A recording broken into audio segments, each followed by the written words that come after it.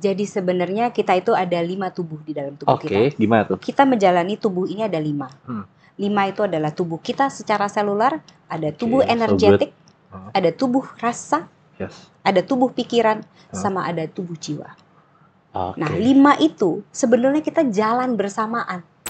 Terus aku tutupin terus pada satu titik di mana suami aku minta gini, aku boleh nggak ikut pengajian makrifat, karena gue udah ngelewatin ini dari kapan tahun gitu kan, kayak gue tahu ini jalannya mereka menuju Mi'raj seperti apa gitu, bertemu dengan Tuhan itu sendiri seperti apa. Emang acaranya?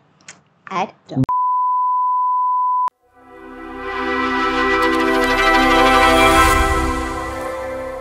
Nah, kalau kan sempat sebenarnya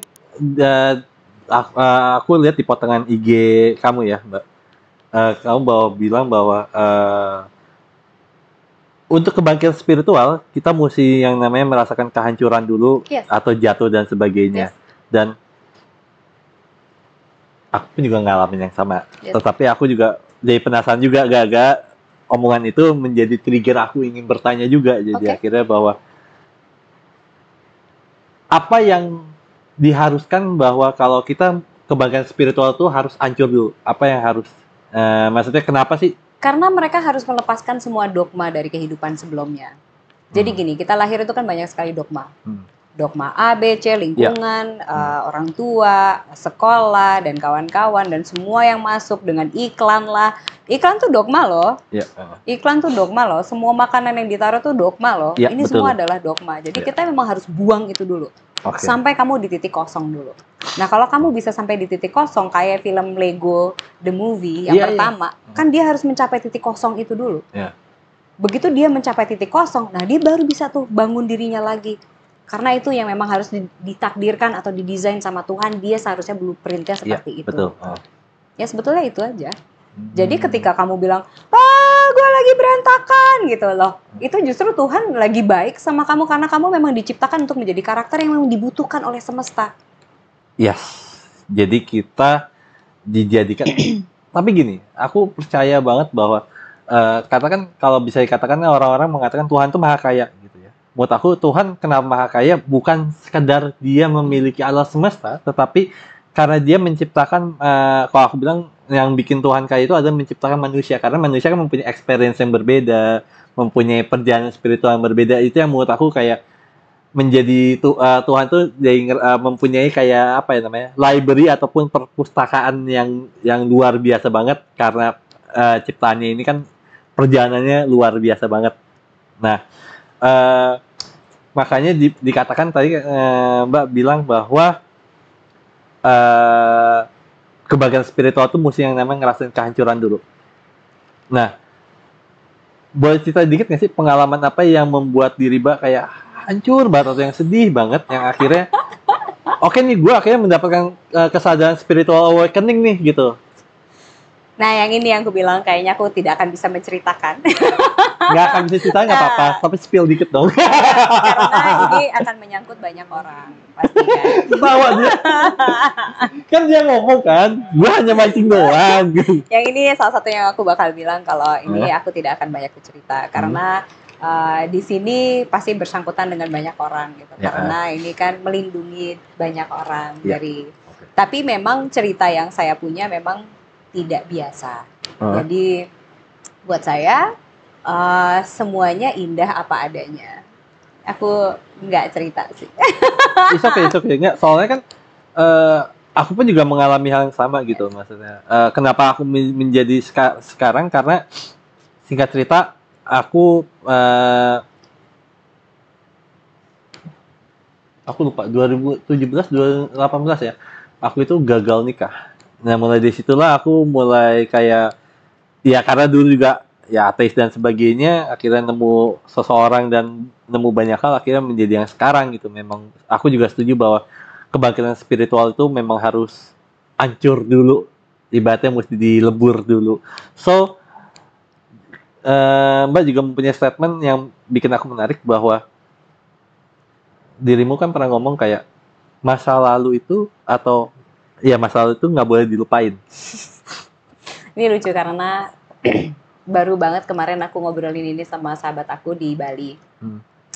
Jadi dia ternyata tidak tahu banyak tentang cerita hidupku gitu.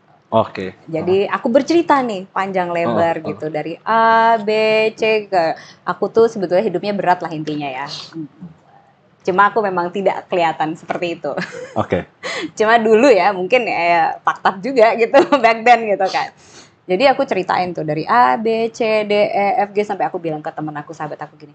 Iya ya, sebetulnya I think my life is like a divine comedy gitu. Yes. Komedi yang divine gitu. Yeah. Komedi yang diciptakan seindah itu sama Tuhan gitu. Aku bilang gitu. Terus aku ketawa gitu sambil menceritakannya gitu. Saat ini waktu itu sih ya enggak fakta juga gitu kan. Saat ini mah ketawa cerita gitu. Iya juga ya gini.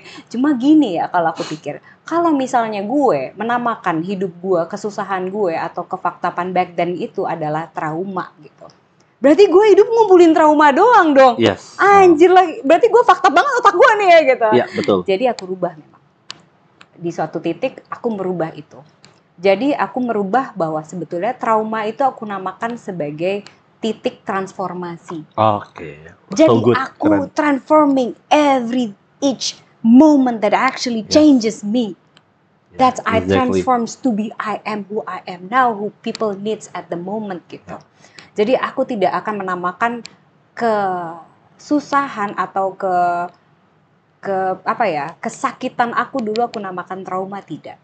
Mereka hanyalah sesuatu yang membuat aku bertransformasi sehingga aku saat ini. Seperti kamu melukai diri kamu gitu. Serap gitu. Itu kebelah luka kamu. Itu kebelah. Itu platelets sih namanya. Platelets ya. Platelets itu adalah sel-sel yang menyembuhkan kulit kamu.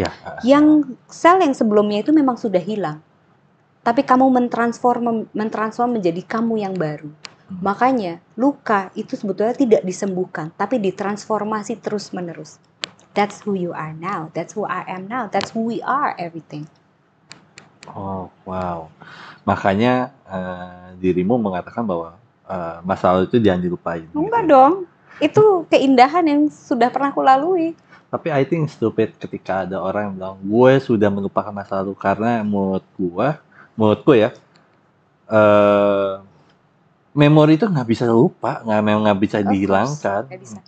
Itu sebagai kayak apa ya namanya, kalau aku bilang bahwa kayak database, sebagai kayak, misalnya gini, seorang yang bikin membedakan meteran sama yang lain apa sih? Ya memori kalau aku bilang. Dan perjalanan hidup yang bikin membedakan satu sama yang lain. Menurut aku salah satu itu ya. Ketika ngomong secara itunya dulu ya, tapi kalau ngomongin spiritual pasti akan lebih luas gitu, right? Nah, perjalanan luar biasa, Mbak. So, ini 2024 ya? Benar? Yes, 2024 ya. Pasti udah banyak banget yang terjadi dalam hidup kita, bener ya? Of course, yes. Iya kan. Udah setahun lebih nih kita nih, ya bener ya. Udah setengah tahun lebih lah ya, menuju ke 2025. Momen apa yang bikin dirimu sedih banget yang di tahun ini? Yang akhirnya mendapatkan new enlightenment maybe gitu? Gak ada ya. Bingung juga ya. Kalau dibilang sedih, semuanya bisa dibilang sedih. Kalau dibilang happy, semuanya bisa dibilang happy gitu.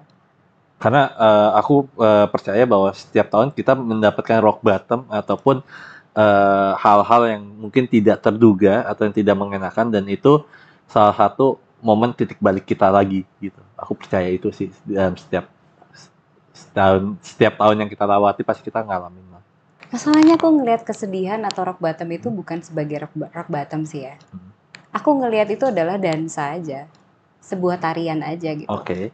Ketika tariannya itu lagi begitu ya begitu, kan ketika tariannya lagi begini ya begini. Jadi aku tidak melihat itu sebagai rock bottom gitu. Kalaupun tarianku harus selambat itu, aku akan menari dengan indahnya dengan selambat itu gitu. Kalaupun tariannya harus cepat, aku akan menari dengan secepat itu. Tapi ya seindah itu akan aku buat gitu. Misalnya aku harus berdiri di rock bottom, aku akan suguhkan pada semesta seindah itu kesedihanku gitu. Kalaupun aku ada di atas, aku akan suguhkan dengan seindah itu kepada semesta gitu. Jadi tangisanku akan menjadi sebuah tangisan yang indah di dalam diri aku gitu. Sebetulnya gitu sih. Jadi aku tidak melihat rock bottom ya. Aku bingung juga ya. Apa Untuk ya mendapatkan kesadaran kayak gini itu gimana sih caranya? panjang Pasti banget hidupnya. pasti ada prosesnya, right? Pasti ada prosesnya kan? Panjang banget. Boleh lah cerita lah. Itu enggak, karena aku sudah mengalami beberapa kematian ya. Jadi aku sendiri pernah dicabut lah, dipanggil gitu, terus ketemu sama sang cahaya itu dan ya beberapa kali bahkan gitu kan. Jadi ya aku merasa bahwa sebetulnya ya kita ini lepas dari kehidupan sebenarnya. Ya. Jadi ya nggak ada yang milikmu gitu. Ya, Even ya, rasamu aja bukan punya kamu. Kamu tuh cuma dipinjemin sama semesta untuk Iya, di iya, sini untuk setuju, merayakan setuju. apa yang diberikan dari dia gitu. Tapi lucu ya, kita yang suka baper ya, ngerasa dipinjamin tapi ngerasa memiliki gitu ya. Boleh juga kalau emang sudut pandang kamu masih di situ dan sedang di situ dan akan di situ pun itu baik-baik saja gitu di kepalaku ya gitu. Tapi akan sungguh sangat nikmat gitu ketika kita menjalani semuanya dengan kesadaran aja gitu. Misalnya gitu, kayak sedih, oh ya gila gue sedih, sedih ya, iya ya, kok gue sedih ya gitu. Dengan sadar, oh ya wajar sih gue sedih sih, karena apa sih gini titik. Karena oh gue happy banget lah gitu. Oh iya, tapi happy ini dan sedih ini kan tidak selamanya di dalam diri kamu. Iya. Akan selalu berganti dengan segala semesta kasih gitu kan. Karena kalau kita bisa lihat sendiri bahwa sebetulnya kalau kamu baca astrologi di langit gitu ya, vibrasi itu berubah terus. Setuju. Dan kita ini mengikuti vibrasi semesta memang. Kalau lagi naik-naik, kalau lagi sedih-sedih, ya udah kayak oh ya udah kayak misalnya nih contohnya ya yang paling gampang. Kamu sadar nggak di tahun 2023 banyak banget itu yang namanya perceraian, banyak banget yang namanya putus, banyak banget yang namanya kayak apa nih orang keluar dari surface gitu. Jadi kayak who I am, this is who I am. Mereka becoming a very authentic themselves gitu kan. Karena kamu sadar nggak itu sebetulnya kita lagi memasuki era Aquarian. Nah, Aquarian era, karena sebelum itu, sebelum Maret kemarin, itu sebetulnya kita masih di era Pisces era. Pisces era. Nah, kita memasuki Aquarian era. Itu maksudnya apa tuh? Aquarian era sama Pisces era itu apa sih? Jadi setiap 120 tahun itu tuh kita ganti era memang. Oke. Eranya ganti memang. Nah, kemarin tuh Pisces era. Kalau kamu sadar kayak pastor gitu, mereka pakai topi bentuknya ikan dan banyak sekali simbolik ikan di situ karena kita sebetulnya berada di Pisces era. Nah saat ini kita memasuki memang Aquarian era. Aquarian era itu apa sih? Karena kita tuh lagi memasuki di mana orang menjadi authentic self. Iya. We are becoming authentic self. Maksudnya apa? Kok bisa? Maksudnya apa kan bisa? Loh, kemarin itu ada banyak cerai, banyak yang apa kayak ini deh. Yang penjahat aja mereka mengakui dirinya penjahat kok. Gue sekarang penjahat, emang gue jahat, bodoh amat gitu. Do you see that pattern? That's because we are entering the Aquarian era. That's why they become themselves. Yeah. This is just the energy at the moment gitu aja gitu. Nah, kita kan mengikuti era-era itu gitu. Eventually karena kita banyak kan manusia kan memang hidup dengan kesadaran. Nah, sebetulnya yang akan berat kan karena itu gitu. Kalau misalnya akan lebih mudah, lebih nikmat, lebih happy gitu. Karena kalau kita hidup dengan kesadaran aja, oh iyalah wajar orang lagi pada putus semua sih ya juga ya. Ya udahlah kita putus juga lah gitu. Ya udah happy aja gitu, ngerti gak? Lo bawa itu dengan bahagiamu gitu. Kamu bawa itu dengan nikmatmu gitu. I wouldn't say bahagia ya. Lo bawa ini dengan nikmatnya gitu. Ya sakit nikmat, ya marah nikmat, ya happy juga nikmat. Gitu. Nah, berarti kan itu butuh yang namanya kita mempunyai kesadaran. Ya. Ya kan. Nah, bagaimana sih untuk nimbulin kesadaran tuh? Dan ini, sorry tuh saya ini nggak gampang loh. I know. Dan ini juga gini lah, nggak usah jauh-jauh. Ini kan sesuatu hal yang dinamis ya. Yes. Sesuatu hal yang kayak dirimu kan juga tidak bisa kondisinya stabil ini terus. Pasti ada yang kangen kita gini, sedih dengan sadar. Iya gitu kadang-kadang. Marah dengan sadar ya. Nah itu kan kadang-kadang kita ya namanya manusia gitu ya. Pasti kita kayak kadang-kadang yang kita bisa ngomong kayak oh kita sedih dengan sadar dan sebagainya. Tapi kan kita juga pernah satu momen sering kali mungkin kita nggak sadar. kondisi itu. Nah itu bagaimana sih untuk Nggak sadarnya juga sadar. Oh barusan gue nggak sadar Tuhan. Iya. Loh kan boleh kan? Iya betul. Loh, I always say be stupid, it's okay. Iya. Because when you do stupid things, and then you learn. Yeah. If you don't learn, then you don't, grow. Yes. If you don't grow, you stuck. Daripada stuck, mending mati aja karena nggak penting juga kalau orang stuck kan ya nggak. Konsepnya gitulah intinya. Ya, be stupid, do stupid things, it's okay. Pikiran itu sangat terpengaruh dari tubuh. Otak kita itu ada 3 di dalam tubuh kita. Oke. Ada otak ini, sama otak perut. Pineal gland itu di tengah kepala ya. Ini ada otak kanan, otak kiri, dia di tengahnya banget gitu, kecil gitu di sini. Bentukannya kayak cawan gitu. Nah, that's why kalau di Kristen itu mereka sebutnya adalah Holy Grail. Nah, Holy Grail itu di dalamnya itu kenapa dibilang Holy Grail? Kalau di Kristen tuh bilang kalau kita bisa mengakses Holy Grail, kita bisa mengakses ketuhanan atau bisa kayak jadi awet muda. Karena sebetulnya dengan kesadaran ketuhanan kita pasti akan awet muda sih.